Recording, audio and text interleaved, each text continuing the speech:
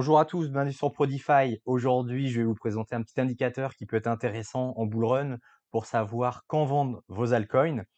Même si c'est vrai que les altcoins cette semaine, c'est un peu moyen.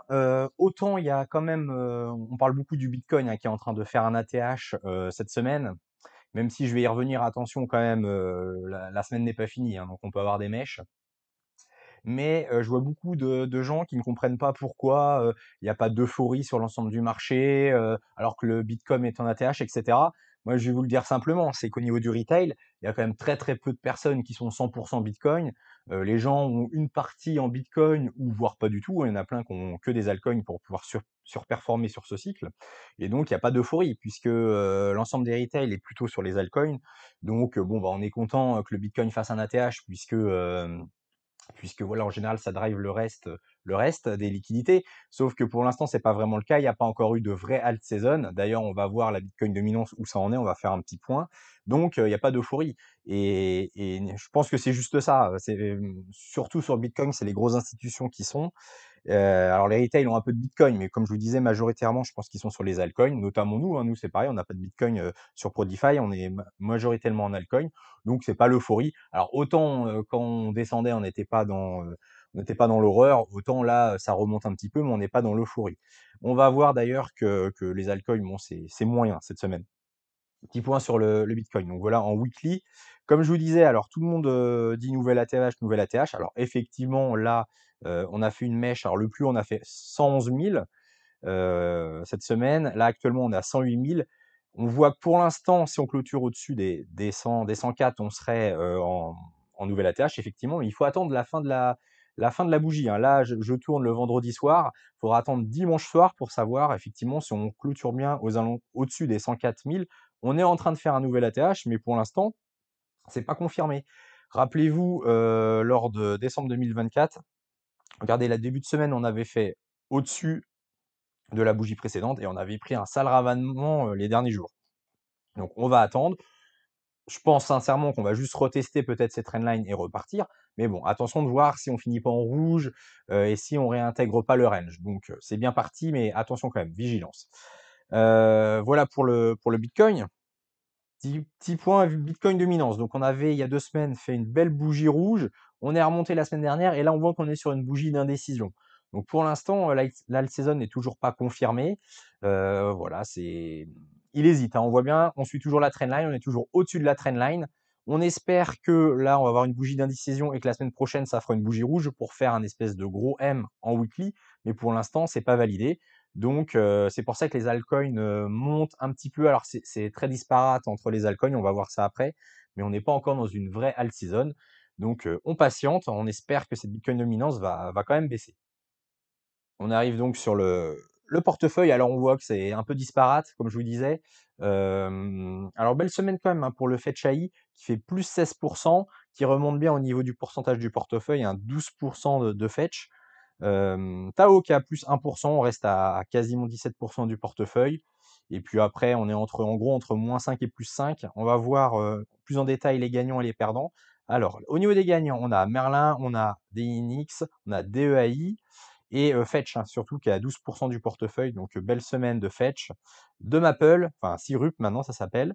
Et belle semaine également de AAVE avec plus 9% AAVE qui est maintenant à 4,5% du portefeuille.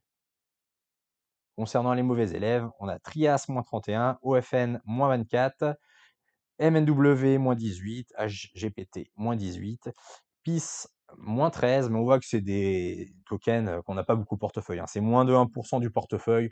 Donc bon, le principal, c'est que les gros tokens du portefeuille montent. Après, les petites lignes, c'est moins grave. De toute façon, pour que les petits tokens explosent, il faudra vraiment attendre une vraie alt season avec un report de liquidité sur les tout petits tokens pour pouvoir vraiment faire des multiples sur les tout petits tokens.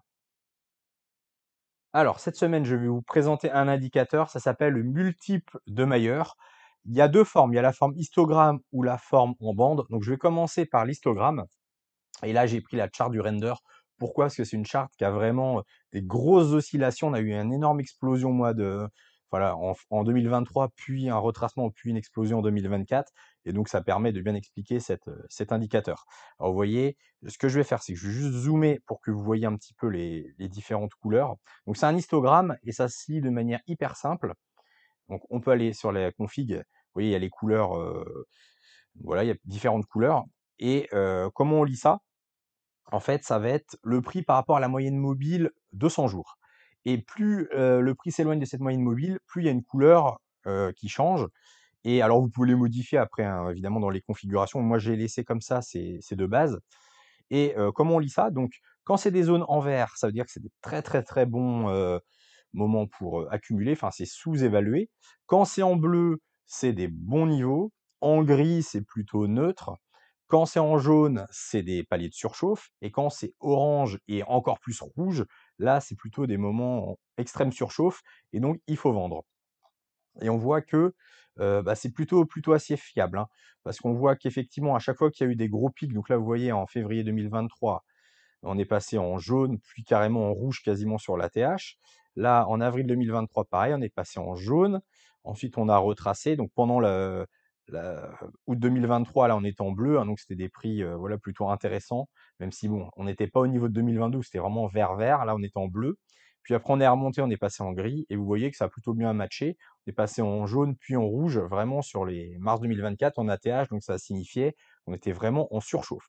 Puis après, la suite de 2024, on a retracé, on est passé en gris, en bleu, puis en vert et vous voyez que ça a plutôt bien, timé. C'est-à-dire qu'on était vraiment alors là, tout le monde était bearish en août, 2024. Vous voyez? Août-septembre et là, on était sur des périodes de vert, donc c'était vraiment des super moments où acheter. Donc c'est pas un indicateur miracle, de toute façon, il y a pas d'indicateur miracle, mais sachant qu'on était très bas par rapport à la moyenne mobile, 200 jours en daily et bien voilà, l'indicateur nous indiquait que c'était plutôt des bons moments pour acheter. Puis après on a remonté et cetera et donc ce qu'il faut retenir, c'est que, bah, si on a une énorme reprise sur le render dans les prochains mois, prochains semestres et bien, quand on sera en gris, bah, pourquoi pas commencer à prendre des gains. Ça voudra dire qu'on sera bien reparti et surtout quand on commence à avoir du jaune, c'est qu'on est très, très loin de la moyenne mobile 200 et donc potentiellement, vendre ou vraiment voilà, accélérer sa sortie du token ou prendre vos profits surtout, plus importants. Voilà. Donc il y a la version histogramme, hein, qui est pas mal et il y a une autre version que je préfère. Voilà, la deuxième version, c'est la version, bande, comme ça, en graphique. Alors ce qui est bien, c'est que c'est sur le graphique, donc pour moi, c'est encore plus lisible, mais après ça dépend ce que vous utilisez, parce que des fois, par exemple, si vous avez un OTT que vous utilisez, bah, vous voyez, je mets le OTT, ça fait des bandes plus des trucs, des fois, c'est pas très lisible, donc c'est bien en complément. Des fois, c'est bien d'avoir l'histogramme, des fois, c'est mieux les bandes. Bon, ça, après, à vous de voir. Et là, alors c'est pareil, si on va sur la configuration, vous voyez, 200 jours, c'est la grise et puis après il y a des couleurs en fonction des pourcentages quand on s'éloigne de cette moyenne mobile 200 jours et ça fait donc sur le graphique, ça donne ça et on voit que, bah, l'idée c'est la même, c'est-à-dire plus on s'éloigne, plus on va vers le haut, plus on est dans les bandes jaune, orange, rouge, plus, on est sur des points où faut vendre. Voilà, donc on retourne février 2023 et mars 2023. Donc vous voyez, hop, là, dès qu'on dépasse la rouge, c'est vraiment grosse surchauffe. Donc là, c'est des zones où il faut prendre des profits. Et vous voyez, là, on a retravaillé. Alors, on n'est pas remonté jusqu'à la rouge, mais on est remonté jusqu'au orange. Donc pareil, ça correspondait à des tops locaux.